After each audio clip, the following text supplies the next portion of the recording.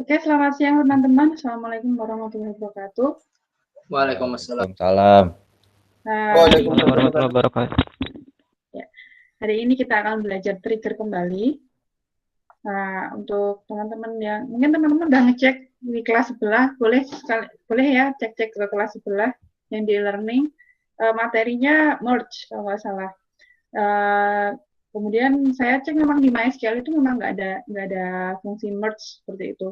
Jadi memang nggak akan saya kasih itu di SQL Server. Nah, sementara SQL Server itu kalau nggak salah memang berbayar. Sebenarnya kalau sekedar tahu boleh, silahkan boleh dibaca-baca materi dari kelas A. Kemudian kalau di kelas A itu saya lihat tugasnya masih trigger. Jadi meskipun materinya merge, tugasnya masih trigger. Nanti saya ngintipin tugasnya, saya buka, oh trigger, nggak apa-apa. Jadi kayaknya sepertinya materi tambahan. Hari ini kita masih akan bahas trigger. Nah, masih ingat sintagnya trigger, create trigger, dan sebagainya. Nah, cuman ketika kita punya code SQL yang agak panjang, beberapa statement seperti itu, kita bisa pakai enclosure begin end. Seperti itu. Nah, cuma begin end ini untuk membedakan sama code SQL sendiri, biasanya kita pakai delimiter. Delimiternya kita ubah delimiter, tambah delimiter seperti ini. Misal ini standarnya biasanya dipakai adalah $. Nah, ini nanti untuk menutup begin end-nya. Nah, kemudian setelah selesai membuat trigger, nanti delimiternya bisa dikembalikan lagi ke titik koma standar SQL. Nah, masih ingat ya teman-teman semuanya, kalau trigger itu punya aksinya apa dan waktunya kapan, seperti itu. Nah, misalnya waktu trigger itu adalah before sama after, sebelum atau sesudah. Kemudian eventnya, kejadiannya atau aksinya, itu ada insert, update, dan delete. Nah, jadi dalam satu tabel itu bisa dilakukan kombinasi before, after, insert, update, delete. Totalnya ada 6. Untuk MySQL sama MariaDB versi lama, itu cuma bisa before insert misalnya, itu cuma bisa ada sekali. Nah, after insert 1 dan sebagainya, before update 1, after update 1, before delete 1, after delete 1. Masing-masing hanya bisa 1, seperti itu. Cuma untuk yang level yang versi agak baru ke sini-sini, dia bisa double, bisa double seperti itu. Nah, 6 juga udah banyak ya di dalam satu tabel. Nah, kemudian sebenarnya trigger ini nanti dibahas di teori mungkin. Trigger ini apa namanya? Sebagian itu memang sebagian orang lebih suka mainnya di aplikasi bukan di database-nya. Jadi daripada men-trigger, mending dari sisi aplikasinya, misalnya pakai PHP, ya udah kode PHP-nya jalankan seperti ini. Itu biasanya yang dilakukan orang seperti itu. Jadi nggak banyak membuat trigger di database. Itu yang kejadiannya sebenarnya. Cuman mengetahui ini tidak menyakitkan juga, jadi ini juga penting. Bisa kita otak-atik di level database ataupun bisa dari sisi aplikasi. Nah, misalnya membuat trigger nih, sebagaimana telah kita pelajari minggu lalu, kita sudah membuat trigger sederhana, satu statement, udah lumayan. Nah, kemudian misalnya dengan database yang kemarin, masih ingat lah ya, database perpustakaan, ada buku, ada pinjam, ada usernya, ada siapa yang minjem, dan sebagainya. Kemudian, misal kita misal nih diminta untuk membuat log. Log apa nih?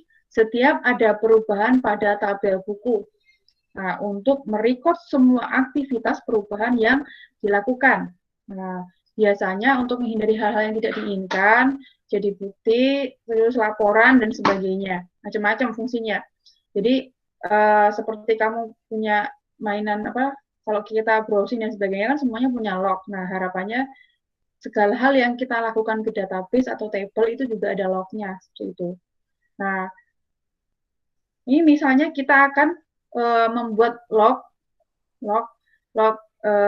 di tabel buku. Nah, misalnya tabel bukunya kita update, namanya perpustakaan ya. Misalnya kita mau update nih, mau update entah misalnya jumlah bukunya, bisa ada buku yang rusak, berarti mungkin akan dikurangi, yang rusak nggak dipakai lagi misalnya. Kemudian misalnya salah nulis judul, typo dan sebagainya mungkin akan diupdate.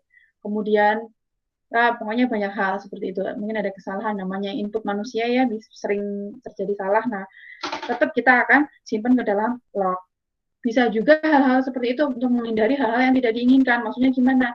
Ada 20 buku kok tinggal 10. Nah, ini siapa yang ubah kayak gitu. Kapan berubah dan sebagainya. Jangan-jangan bukunya dibeliin 20 tapi yang di perpus cuma 10 seperti itu. Di database-nya ada yang ganti kayak gitu. Itu bisa juga semuanya itu bisa terjadi ya.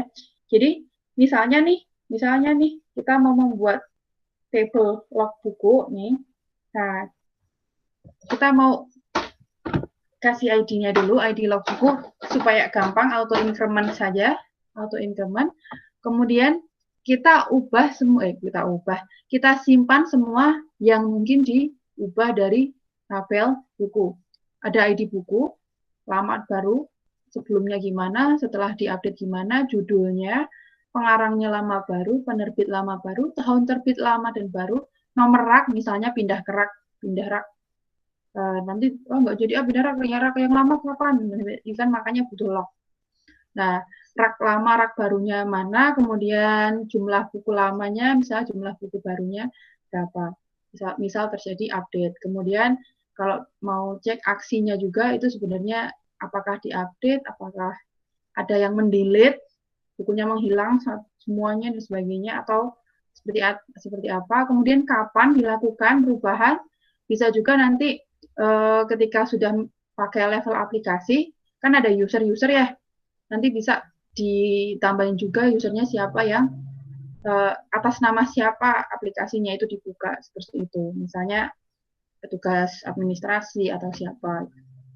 Nah, kemudian kita akan membuat trigger berupa update nih pada tabel buku dan menyimpan lognya di tabel log buku di DB perpustakaan. Nah, saya membuat trigger sebelum update buku. Nah, triggernya namanya sebelum update buku. Dilakukannya apa? Before update. Before update, sebelum diupdate pada tabel buku untuk setiap baris, lakukan apa? Insert ke dalam log buku.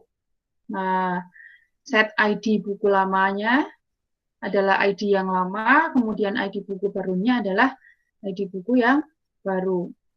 Judul lama, old ini untuk menyimpan sebelum diupdate ya. New itu adalah table yang baru. Itu. Setelah diupdate, hasilnya kayak apa. Jadi dia untuk mengetahui perubahan itu cukup kasih ini statement old sama new. Seperti itu. Jadinya lebih gampang. Nah, dan seterusnya. Kemudian untuk sebelum update buku berarti aksinya adalah update. Kemudian waktunya adalah waktu saat itu dilakukan perubahan. Nah, misalnya saya mengupdate buku. Nah, awalnya 30, saya otak-atik jadi 15. Saya set jumlah buku sama dengan 15. di mana ID bukunya adalah BU006. Buku machine learning ini saya ubah dari 30 jadi 15. Misalnya salah nyatet lah atau apalah seperti itu. Nah, dari 30 menjadi 15. Nah, di tabel log buku otomatis dia akan tersimpan. Ini sebenarnya panjang ya, sampai sini semuanya ada ID buku lama, ID buku baru, dan seterusnya. Cuman perubahannya kan cuma di jumlah ya. Jadi jumlah buku lamanya ada 30, jumlah buku barunya 15. Bahwa aksinya adalah update, waktu di update-nya adalah tanggal sekian, jam sekian. Seperti itu. Ini men-trigger update. Nah, kalau tadi hanya update saja, nah berarti belum semuanya tertangani. Bagaimana kalau ada yang mendelete? Bagaimana kalau ada yang menginsert? Seperti itu. Nah, kok di samping ini adalah trigger yang menyimpan record log kalau ada record yang di delete. Nah, saya bikin create trigger sebelum delete buku. Nah, before delete on buku for each row. Masukkan ke dalam tabel log buku, set ID buku yang lama adalah old, yang ID buku yang old, yang lama, kemudian ID buku barunya saya set menjadi 0, karena dia kan di delete, seperti itu.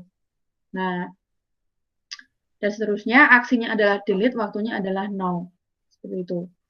Nah, ini adalah untuk membuat trigger sebelum delete buku. Tugas pre-activity-nya, udah pada ngerjain belum?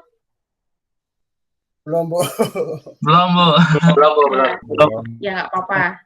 Sampai kayaknya waktunya agak panjang, saya lupa. Tugas pre-activity-nya adalah bikin trigger setelah insert buku. Setelah insert, sama seperti namanya, saya pengen teman-teman membuat trigger namanya setelah insert buku. Nih, after insert on table buku ya. Nah, after insert, nanti silakan diinsert ke dalam log buku. Mirip-mirip seperti ini semuanya, sama aja, nggak terlalu banyak perubahan. Saya harap ini gampang sekali, 5 menit selesai, nggak nyampe lah selesai ini kalau cuma ini aja ya. Cuma karena tabelnya dan sebagainya mungkin jadi cek sana cek sini jadi lebih dari 5 menit. Sebenarnya kalau bikin triggernya saya yakin cepat. Itu. Nah, kemudian lognya tadi simpan ke dalam tabel log buku di log yang sama. Seperti itu. Jadi nanti ada update, ada delete, ada insert seperti itu. Nah, misalnya trigger delete ini sebelum delete buku kita jalankan delete from buku di mana ID bukunya BU006. BU006 di delete, seret satu baris.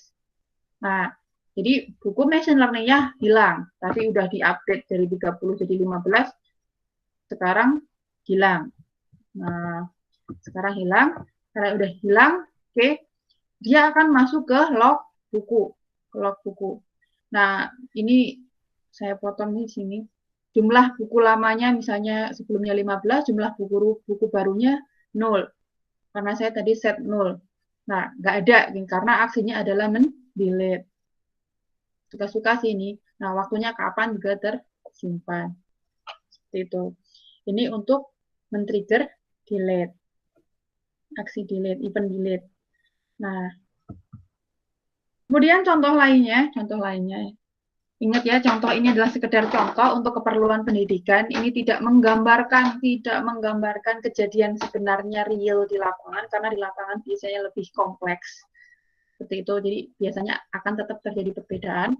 Nah, ini hanya untuk mempermudah pengajaran saja. Jadi tolong abaikan narasi saya yang kurang bagus atau kasus yang kurang keren. Nah, misal diperlukan suatu tabel nih, yang mencatat apa? Kondisi availabilitas. Ada nggak sih bukunya? Berapa sih yang ada, yang sedang dipinjam berapa, yang ada di perpus berapa, dan sebagainya. Kayak gitu. Nah, ini pengen lihat nih dengan cepat. Oke. Nah, kita mau bikin tabel baru namanya jumlah buku sekarang. Nah, ini tabel jumlah buku sekarang ini akan menunjukkan kondisi saat ini. Yang ada di perpustakaan dan bisa dipinjam ada berapa, yang sedang keluar ada berapa, seperti itu. Nah, saya buat tabel jumlah buku sekarang, ID jumlahnya, ID bukunya, judul bukunya, jumlah buku masuk sama jumlah buku keluar. Nah, jumlah buku masuk ini adalah jumlah buku yang available, kemudian jumlah buku keluar adalah jumlah buku yang sedang dipinjam. Nah, kemudian sebagai inisiasi, bayangkan sebelum terjadi transaksi, sebelum ada transaksi pinjam-meminjam, nah, kita input dulu ke dalam tabel jumlah buku sekarang ini, apa? Jumlah buku total itu ada berapa sih? Kita lihat di tabel buku. Nah, kita ambil di tabel buku, jumlah buku totalnya ada berapa? Nah, misalnya nih, insert into jumlah buku sekarang, ID buku, judul buku, jumlah buku masuk, ambil ID buku, judul, sama jumlah buku dari tabel buku. Jumlah buku sebenarnya ada berapa sih totalnya? Ada sekian. Ini sebelum ada transaksi pinjam-meminjam. Nah, jadi tabel jumlah buku sekarang ini nanti akan diupdate ketika ada yang meminjam dan ada yang mengembalikan. Kalau dipinjam berarti nanti keluarnya bertambah, masuknya berkurang. Kalau dibalikin berarti masuknya bertambah, keluarnya berkurang. Seperti itu. Nah, ya jangan lupa jumlah buku masuk sama jumlah buku keluar defaultnya 0. Jangan dinulin ya. Nanti nggak bisa diincrement. Kemudian untuk mencatat buku keluar dan masuk, misal kita buat trigger yang mencatat kondisi jumlah buku. Jika suatu buku dipinjam, kalau ada buku yang dipinjam, masuk ke tabel pinjam, nih, berarti ada yang di-insert baru ya, tanggal pinjam terkonfirmasi, maka buku masuk akan berkurang dan buku keluarnya akan bertambah. Jika suatu buku dikembalikan, tanggal kembali diupdate, maka buku keluarnya berkurang dan buku masuknya akan bertambah. Itu ini dari tabel pinjam. Ada baru yang masuk nih, row baru atau record baru masuk, jumlah pinjamnya berapa, tanggal pinjamnya kapan, berarti itu akan menjadi pengurang. Jumlah pinjam ini akan menjadi pengurang dari tabel ini tadi. Jumlah buku sekarang akan berkurang. Dipinjam 2, oke, langsung keluar 2, seperti itu misalnya. Nah, ketika dibalikin berarti tanggal kembalinya terinsert kan? Nah, nanti berarti kan diupdate row-nya. Ketika buku dikembalikan, nah, dengan ID pinjam sekian, nih, ada buku yang dibalikin. Tanggal kembali terkonfirmasi, berarti nanti akan berkurang. Berkurang apa? Jumlah buku keluarnya berkurang, jumlah buku masuknya bertambah. Seperti itu, seterusnya. Nah, yang perlu diperhatikan adalah bagaimana seharusnya mengatur waktu dan event trigger. Nanti bisa dieksplorasi sendiri. Apakah ada pengaruhnya? Apakah insert, update, delete dengan kondisinya apa? Itu dicek. Apakah boleh misalnya tabel pinjam itu di-delete, misalnya satu row, boleh apa tidak, dan sebagainya. Nah, kemudian, misal jika ada insert ke dalam tabel pinjam, ada yang melakukan peminjaman, maka jumlah buku masuk akan berkurang dan jumlah buku keluar akan bertambah. Nah, kita buat triggernya setelah insert pinjam. Misalnya, nih, after insert, setelah di-insert ke dalam tabel pinjam. Kalau ada yang di-insert ke dalam tabel pinjam, kita akan mengupdate jumlah buku sekarang. Update-nya bagaimana? Jumlah buku masuknya adalah jumlah buku masuk yang saat itu ada berapa, dikurangi new jumlah pinjam yang baru. Kemudian jumlah buku keluar adalah jumlah buku keluar ditambah jumlah pinjam yang baru. Seperti itu. Kalau jumlah masuk berarti dia kurangi, jumlah buku keluarnya akan bertambah karena sedang dipinjam. Di mana apa? Jumlah buku sekarang, ID buku sama dengan new ID buku. Seperti itu. Ini berdasarkan ID buku. Nah, setelah kita tes misalnya ID pinjamnya PJM 006, buku 003 dipinjam 1. Nah, setelah kita jalankan, nah maka bahasa si dasar ini yang awalnya 10 menjadi buku masuknya tinggal 9, sementara yang dipinjam ada 1 karena keluar atau dipinjam 1. Nah, kemudian ini adalah tugas post activity-nya. Materi nggak banyak. Nah, buatlah trigger yang mencatat jika buku dikembalikan. Tadi kan dipinjam ya. Ini dipinjam, oke, dipinjam. Nah, sekarang bagaimana kalau dibalikin lagi bukunya? Nah, silakan coba dengan mengembalikan buku yang telah dipinjam sebelumnya, kemudian coba juga dengan peminjaman lain dan pengembalian lain, boleh diotak-atik. Kemudian ekstranya ini nggak wajib, yang bisa saja silakan dieksplorasi dan catat hal-hal yang belum terhandle dalam pencatatan peminjaman. Khusus pencatatan peminjaman ya. Nah, berikan ide bagaimana mengatasinya dengan trigger. Kalau ada hal-hal yang misalnya ambigu dan sebagainya atau nggak pas, kalian bisa sampaikan di ekstra ini yang tidak wajib. Seperti itu. Jadi tugas pokoknya ada pre-activity sama post-activity. Masing-masing 1 trigger. Nah, sekarang adakah pertanyaan?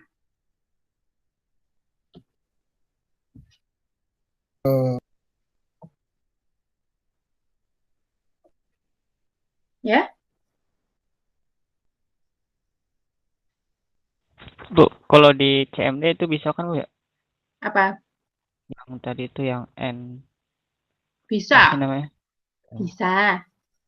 Zaman dulu saya pakai CMD juga, tenang aja. Siap Bu. Bisa. Bu, pre-activity-nya itu yang di PPT kan berarti kan Bu ya?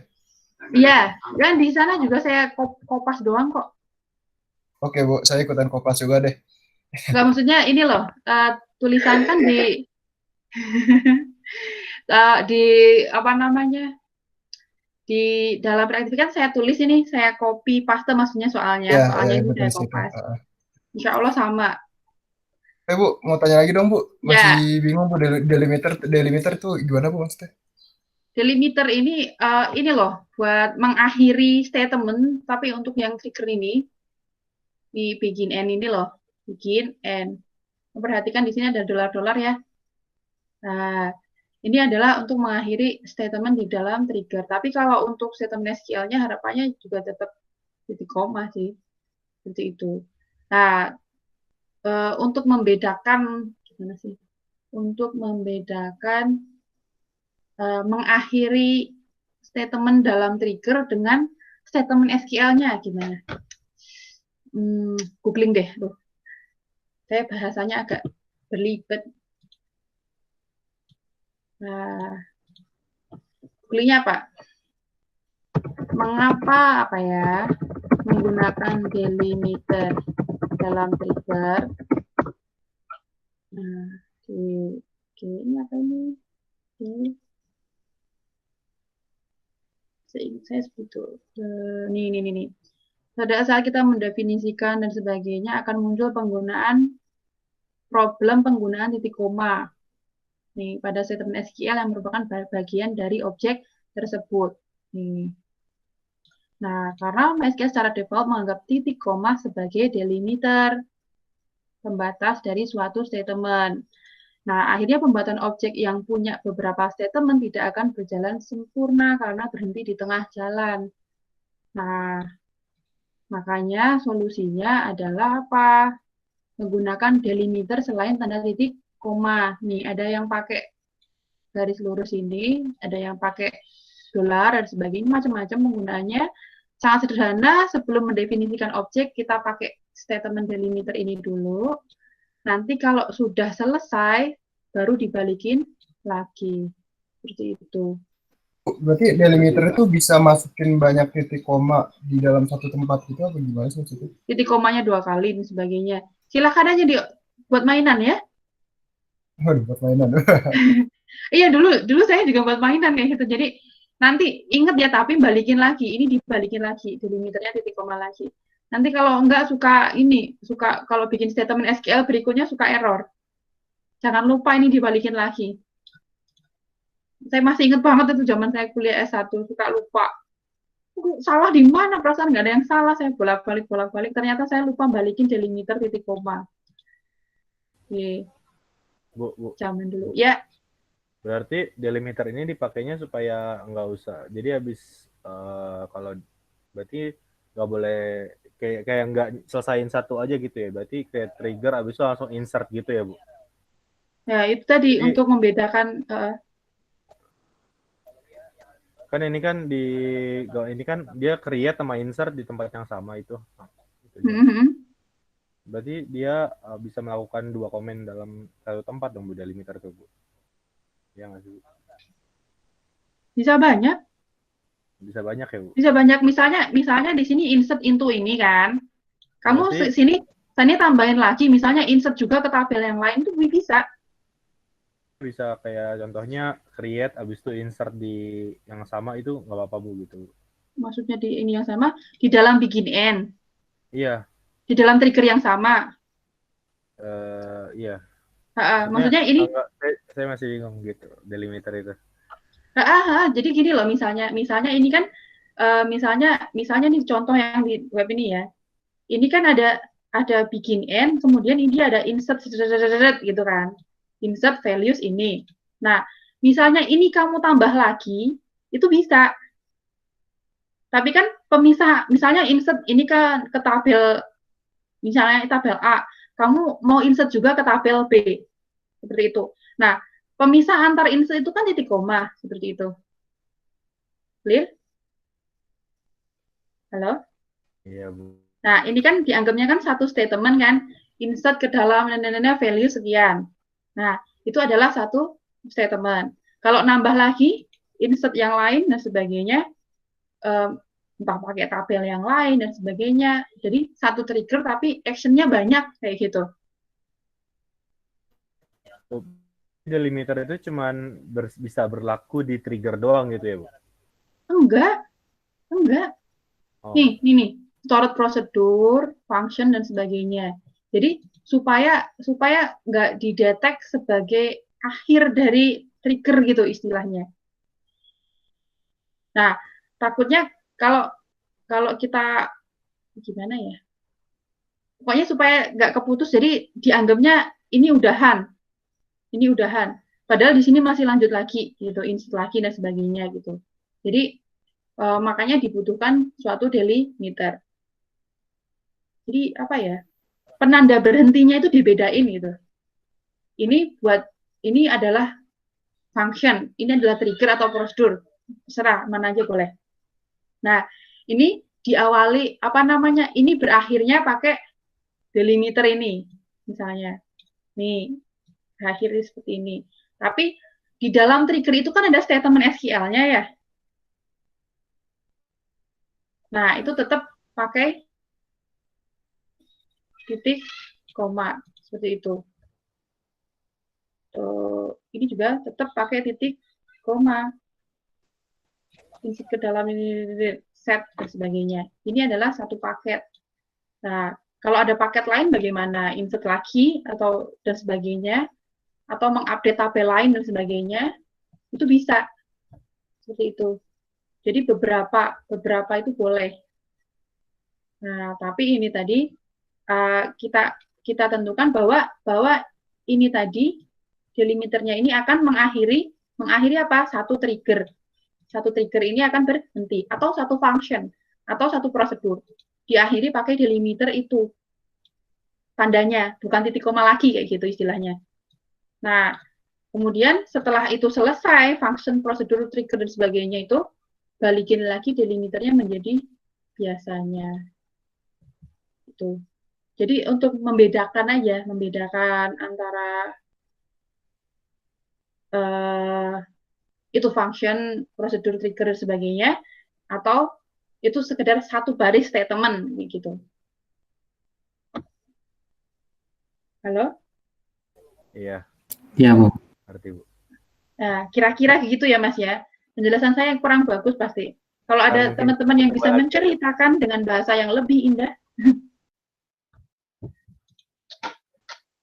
Paling coba-coba aja sih saya. Kenapa? Nah, paling saya coba-coba lagi aja. Iya, memang guru terbaik adalah pengalaman. Experience is the best teacher.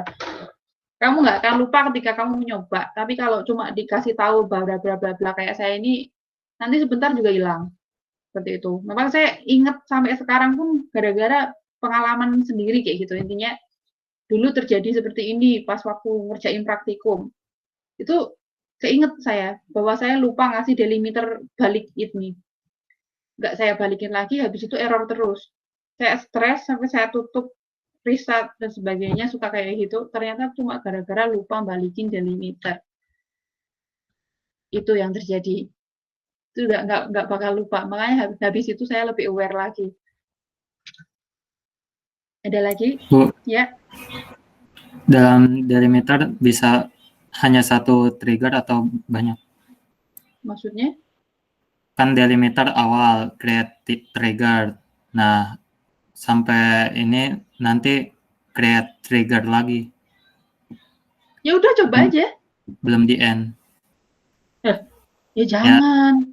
Ya jangan. Oh, jangan. Kan jangan. Ini bikin N ini adalah apa?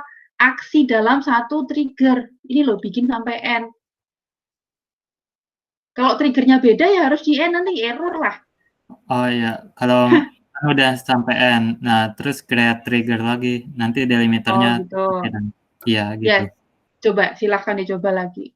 Harusnya sih masih bisa. Kalau zaman dulu ya, karena perubahan SQL itu udah berubah terus. Saya udah nggak jarang nyoba yang sekarang-sekarang. Jadi kalau mau kamu masih penasaran, coba create trigger gitu kan, double kan. Delimiternya nggak usah dipasang dulu gitu kan maksudnya. Iya. Harusnya sih bisa. Zaman dulu bisa. Zaman sekarang harusnya masih bisa. Coba dulu.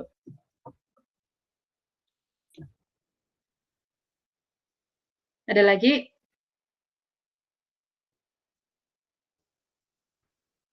Ada lagi? Ini saya belum, Bu. Apa? Untuk saat ini masih belum ada pertanyaan. Masih belum.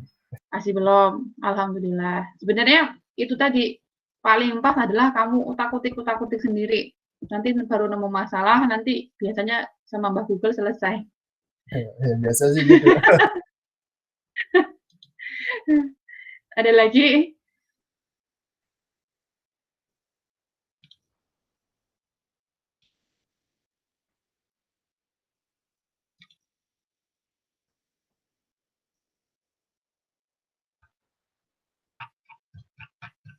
Ini kayaknya udah lengkap nih. Ketua kelas mana? Anabel. Hadir, Bu. Anabel. Tadi ngelihat ininya angka Google Meet-nya udah, ya bukan 2 tuh tadi berarti ngambilnya ya? Ya, 2. Ya, ada 40 berarti ya ada yang ke double kali. Iya. Itu Kan total 39. Iya. Apa namanya? Saya ngeliat angkanya dong, tadi udah saya screenshot nama-namanya juga sih. Ya, oke. Ada lagi? Bu, saya mau nanya. Iya, silahkan. Siapa ini? Sri Halisa, Bu. Tapi saya mau nanya, itu yang apa kuis di e-learning harus dikerjain atau gimana? Dikerjain aja, cuma 1. Kerjain aja. Oh. Oke, makasih, Bu. Itu tuh jadi saya tuh sebenarnya pengen bikin Scrum, cuma karena versi saya kan pakai gratis ya. Pakai iSpring free ini. Karena masih gratis, maksimum itu cuma 15 slide. 15 slide itu termasuk 5 kuis. Jadi apa namanya? Mau ngasih kuis apa? Soalnya ini kan praktikum ya. Jadi memang nggak pantas ngasih kuis banyak-banyak juga buat iseng aja. Buat mainan aja. Buat mainan aja, itu ada soal 1. Iya, buat mainan. Saya senang kalau bikin mainan-mainan kayak gitu. Jadi buat seru-seruan, buat kegiatan klik gitu. Itu cuma dari slide ini saya tambahin 1 soal. Karena mau menghapus banyak juga nggak enak. Karena slide-nya lebih dari 15. Jadi cuma bisa nambah 1. Karena satu soal itu makan 1 slide. Kalau saya bikin 5 soal berarti maksimum slide saya cuma 10. Nah, saya mau beli masih keluar lagi dana gitu, istilahnya masih tidak lantar kapan-kapan kalau ada rezeki lebih. Baru beli yang bisa banyak slide biar tidak terbatas jumlah kuis dan jumlah slide-nya. Ada lagi? Itu cuma 1 ya Mbak, nggak apa-apa dikerjain, insya Allah nggak rugi.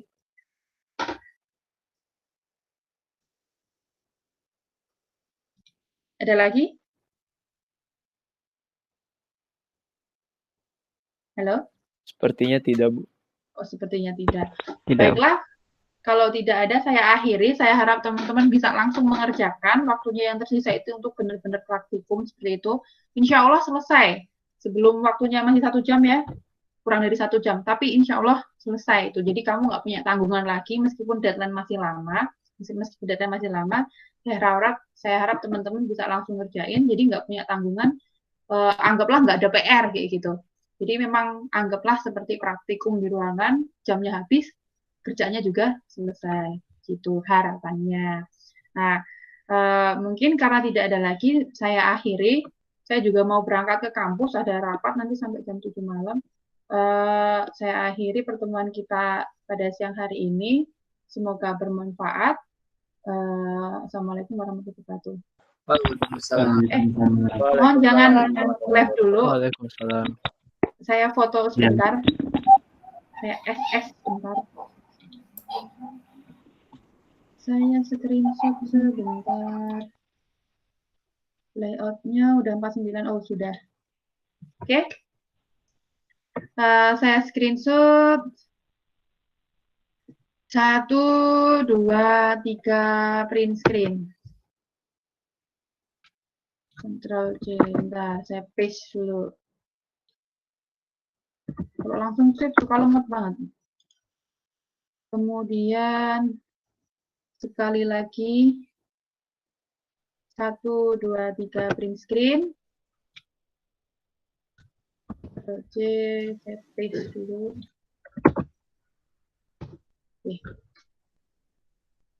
Oke, terima kasih teman-teman. Selamat mengerjakan tugasnya. Semoga sukses. Tetap sehat ya. Ya, Bu. Sehat juga ya, Bu. Oh, Dandi. Ya. Dandi tumben nggak bawa pacar, Dandi? Itu tadi ada, Bu. Tadi ada, Bu. Ada. Kena lu.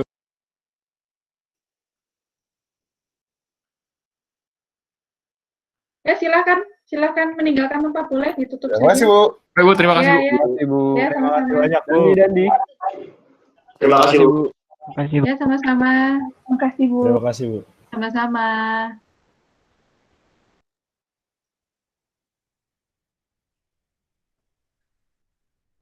Haris sudah selesai, Haris, jangan tidur.